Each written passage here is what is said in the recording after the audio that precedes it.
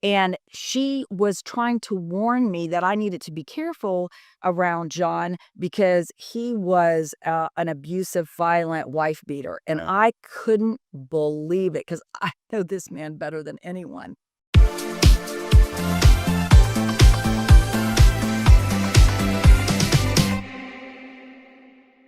Welcome to the Victim to Warrior Show. Warrior Talk. We're John and Melissa, and we are both survivors of narcissistic abuse, and our mission is to help other survivors reclaim and rebuild their lives. Right. Now, today we're going to talk about smear campaigns. Smear campaigns are horrible if you've ever been the victim of one. So today we're going to talk about what is a smear campaign and how do you get it out of it and how do you combat it if you are in one. So before we start, if you've been a victim of a smear campaign, please let us know in the comments during this podcast. Let us know that you've been in one. How did you survive, and what it was about. Well, and if you've watched our recent series on our social media channels, we actually talked about it. We gave two examples. They were both true story. One was about me, one was about John. Right.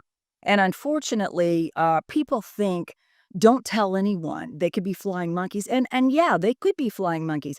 But when you suffer in silence, no one has your back. Right. No one. Because your narcissist is not going to tell these stories to you. They're going to be telling them to everyone else because they don't want to look like the villain. They want you to look like the villain when the relationship, destroys itself. Right.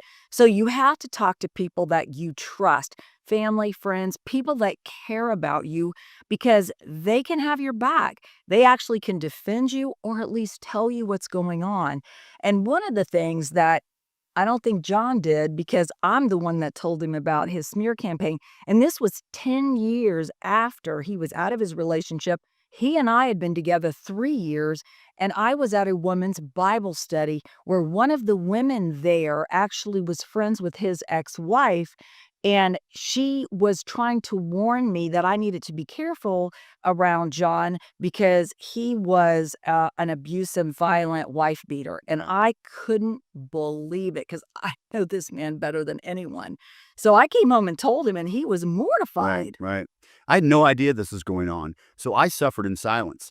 I did know something was happening though, because my friends weren't responding to me. I was getting the cold shoulder from people that I typically was friends with or had relationships with, and they were hearing this from her, and so they were automatically taking her side of the story without even knowing my side. Well, and they weren't saying anything because people generally don't want to get in your business. Right. But if you notice people pulling away from you, pick up the phone and call them. Right. Typically, if somebody that cares about you has heard something, maybe they just don't want to get involved. But if you ask them, hey, why aren't you returning my phone call? Did I do something to offend you? Typically, they're going to tell you, well, no, you didn't do, but I heard, which is exactly how I found out. I mean, I was suffering in silence, same thing. I didn't want to air my dirty laundry. I was just trying to survive.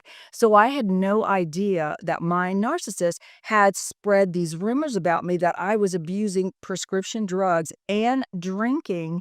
And that's why I was always stressed out. That's how I was working so many hours, and that he was really concerned about me and he wanted to have an intervention. Are you kidding me? And my brother actually called me and said, is everything okay? And I'm just like, no, everything's not okay. My whole world is crumbling. But I said, why do you want to know? And he told me. And I said, oh my gosh. And he goes, why didn't you tell us what you were going through? He was so strategic with Oh, you. yes. He was finding the people that were close to you, your family members, and hitting each one of them individually with this story. Like he was so caring and concerned Right. and worried, all the while ruining my reputation. Right. And It could have ruined your job too. oh, I mean, yeah. absolutely, because this had spread to other people. Right. And I should have told people that cared about me. I should have said something because when this rumor started going around, they would have been able to defend me. And so not everybody's a flying monkey. Well, you know? the thing is, we really didn't know what a smear campaign. I know I had no I clue. know. And so I didn't know to be proactive about this. So that's really what we want to talk about today is being proactive. Even if you don't know this is going on, you have to assume it is Yeah. because what the narcissist has lost control over you, or you are leaving the relationship and he wants to make sure, Or she. or she, right, or she Yeah. wants to make sure that everyone else knows that it was your fault, not theirs. But if you do nothing, Right. it can destroy things. It can destroy your reputation. It can mess up your job. It can mess up your reputation in your community, if Right. you're in your church. These things, if you just let it happen, they are abusing you even though you're out of the relationship. Doing nothing is probably worse than actually trusting someone. Even if they are a flying monkey, okay, let's say they are, and you basically say, "No, this is what happened. This is the reason we're getting a divorce, and this is the reason I left them." Even if they go back and tell the abusive narcissist, guess what the narcissist knows? You are not suffering in Right. silence. You are not just letting them run rampant, destroying you're actually defending yourself. So even if they are, it's better for you not to suffer in silence and at least get your side of the story out. I didn't do that. No, well, And I didn't either. It's just some of think about for 10 years later, Yep. that woman approached you and said that a whole decade Yeah. after the smear campaign because I did nothing. I did nothing about it. Didn't reach out to friends No. that were avoiding you. Right. Another thing people forget to do, or maybe they don't want to do it, is you have to block the Yeah. narcissist. You've got to block joint friends on your social media. You've got to turn your page into private. If you do that, then you can't be tagged in horrific things that they're saying about you. You have to do that because they can't link your name to anything that they say. So it is safer for you to turn your page private and to block your narcissist, anyone associated. I Right. had to You block had to block his everybody. family. And even friends. I even cared about some of his family members. I could not Mm, trust it. I couldn't. If they were friends with him, I had to block them, and they're still blocked to this day. yeah. You know, Yeah. you just have to take care of yourself. You've got to take care of your own reputation.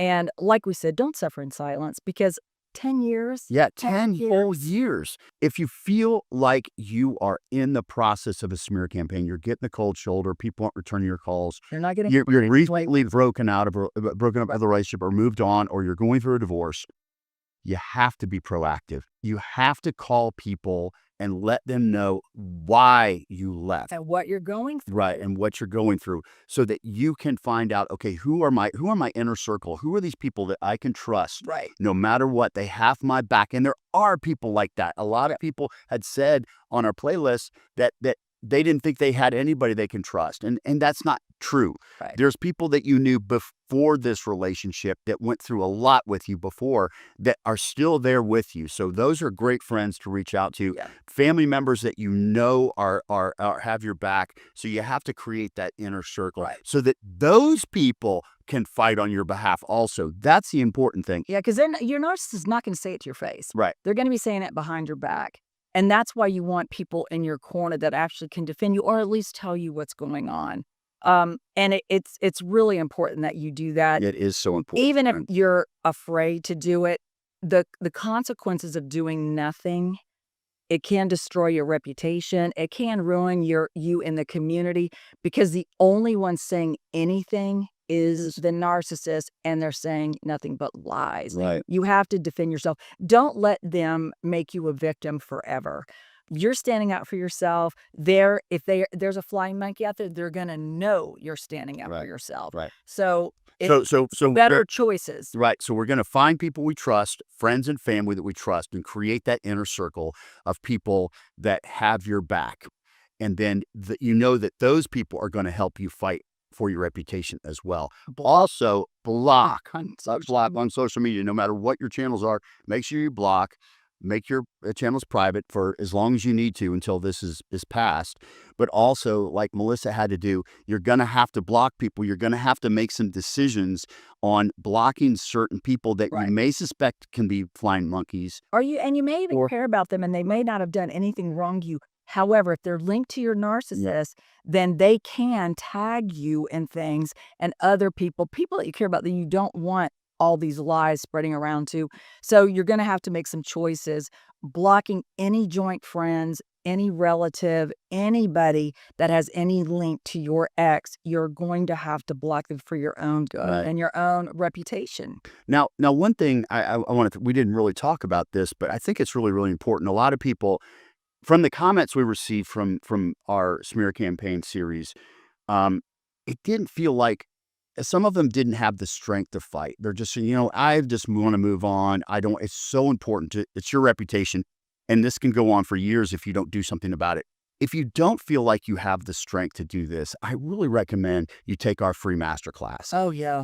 It's just chock full of great daily activities to help you strengthen yourself and get your self-esteem back, because it could be, really shot right now because of what you've gone through. But just remember, you're a warrior because you've gone through this. You did leave, or you did go through that divorce.